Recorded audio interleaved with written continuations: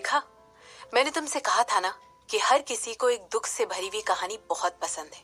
ऐसा कहते हुए सिमरन ने तुरंत अपना टैबलेट ऑफ कर दिया, जो कि लाइव स्ट्रीम हो रहा था और जिसमें राजवंशी बहनों का स्कैंडल दिखाई दे रहा था।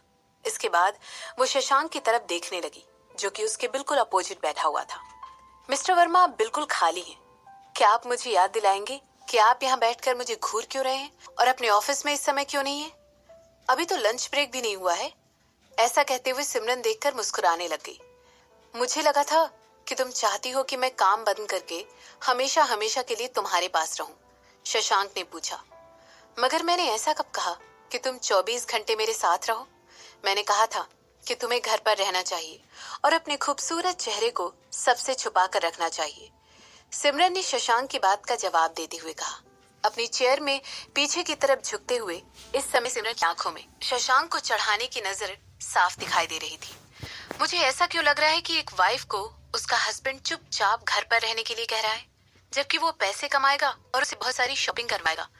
कभी कभी मुझे लगता है मैं तुम्हारी वाइफ हूँ, हस्बैंड नहीं, शशांक ने सिमरन से कहा।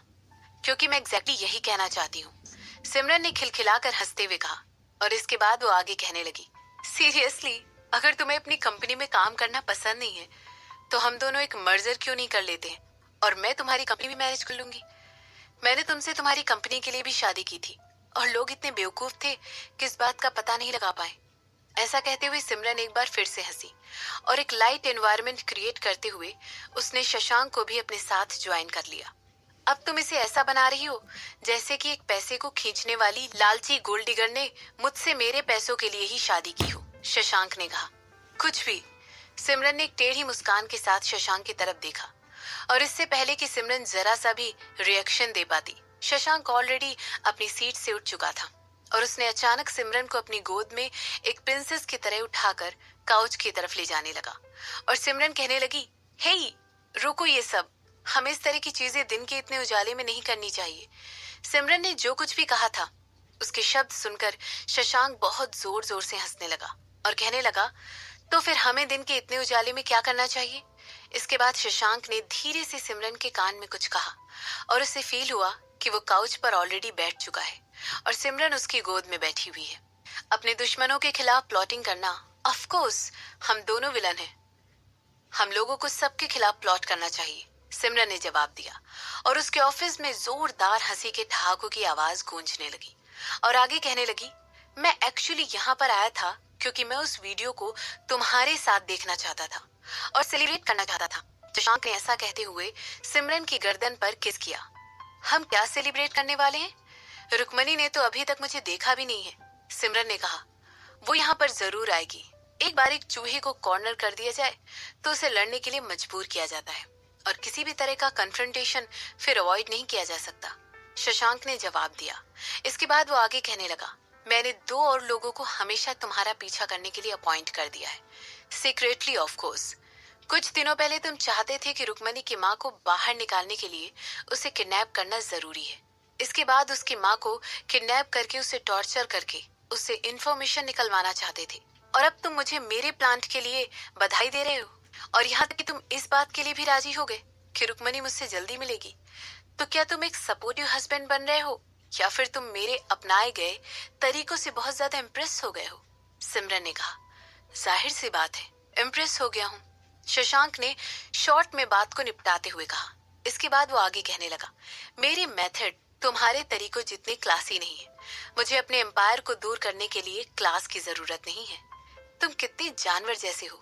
ऐसा कहते हुए सिमरन फिर खिलखिलाकर हंसने लगी और आगे कहने लगी, और इसीलिए मैं तुमसे प्यार करती हूँ। शशांक ने अपना सिर हिलाते हुए कहा और इसके बाद सिमरन की गर्दन पर किस करना कंटिन्यू करने लगा। हालांकि उन लोगों को ये मोमेंट तब खराब हो गया जब किसी ने दरवाजे पर दस्तक दी और इसके पहले कि वो उसे जवाब दे पाते, मनमीत तुरंत शेफाली और रूपाली के साथ खाने के डब्बे हाथ में लिए अंदर आ गया। हे, मेरे फेवरेट कपल के लिए, ऐसा कहते हुए मनमीत एक टेढ़ी मुस्कान के साथ मुस्कुराया और इस बात को इग्नोर करने लगा कि उसने अभी अभी उन दोनों को डिस्टर्ब कर दिया था और आगे कहने लगा, मैं यहाँ पर तुम लोगों से बात करने के लिए आया हूँ। ऐसा डिक्लेयर करते हुए वो तुरंत एक दूसरे काउच पर बैठ गया और शिफाली और रूपाली को उसने खाना सेंटर टेबल पर रखने के लिए कह दिया। तुम यहाँ पर क्यों आए हो? शशांक ने तुरंत पूछा और इस समय उसकी आईब्रोज उठी हुई थी। मैंने सुना कि हम सेलिब्रेट करने वाले हैं, मनमीत ने कहा। यहाँ पर सेलिब्रेट करने के लिए ऐसा हुआ ही क्या है? सिमरन ने तुरंत पूछा और इसके बाद वो आगे कहने लगी, रुक्मणी कभी भी मेरा टारगेट नहीं थी। ओह, तो फिर मैं यहाँ पर खाने आया हूँ, मनमीत ने जवाब दिया और अपने फ्रेंड का डार्क होता हुआ चेहरा इग्नोर करने लगा। अंदर ही अंदर वो इस समय वहां पर बैठकर हंस रहा था। किसी ने सोचा था कि वो सिमरन और शशांक का मेकिंग आउट सेशन इस तरह बर्बाद कर देगा? उन लोगों के लिए अच्छा हुआ और अंदर ही अंदर इस बात को सोचकर मनमीत हंस रहा था। इसी दौरान दूसरी तरफ रुक्मणी का चेहरा गर्म और पूरी तरह लाल हो चुका था। वो प्रैक्टिकली फील कर पा रही थी कि उसकी नसीब फूल कर उठ चुकी थी और उसके तेज होते हुए गुस्से की वजह से वो किसी भी समय फूट सकती थी। उसने तुरंत अपनी मुट्ठी बांध ली और अपने ऑफिस के अंदर जाना कंटिन्यू करने लगी।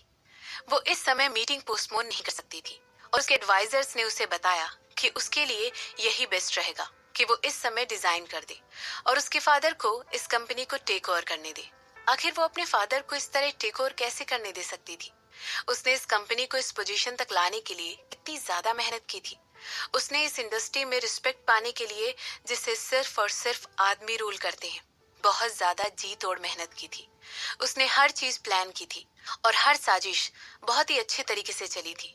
सब कुछ उसके कंट्रोल के अंदर था और फिर भी अब वो देख रही थी कि किस तरह उसके नाम के टुकड़े टुकड़े हो रहे थे और महेश कुछ हफ्तों के अंदर ही उसके नाम को पूरी तरह बर्बाद करने की प्लानिंग हो रही थी।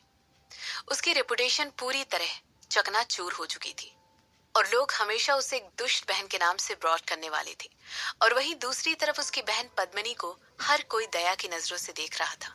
ये सब क्या हो रहा था? रुक्मणी, मेरा मानना है कि तुम्हें चेयरमैन की बात सुन लेनी चाहिए। वो इस सारे मामले को हल कर सकते हैं और हमारे मॉल को बचा सकते हैं। उन्हें फिलहाल के लिए टेक ओवर कर लेने दो। तुम इस बिजनेस को आगे हल करने के लिए सही स्थिति में नहीं हो। मुझे यकीन है कि इस बात के लिए पूरी तरह सहमत होंगे। यही बेहतर होगा कि तुम खुद से रिजाइन कर दो, वरना तुम्हें इस कंपनी से धक्के मार कर भी निकाला जा सकता है।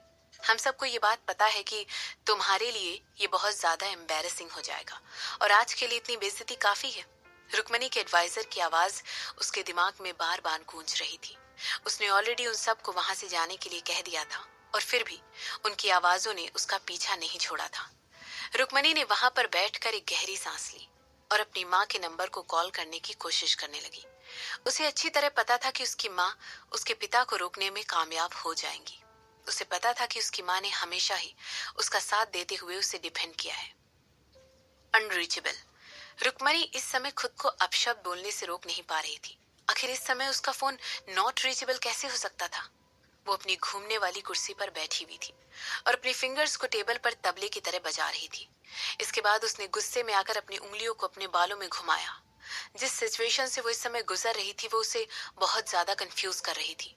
कुछ सेकंड के बाद वो सोचने लगी कि आखिर शशांक ने इतना सब कुछ करके उसे टारगेट क्यों किया था।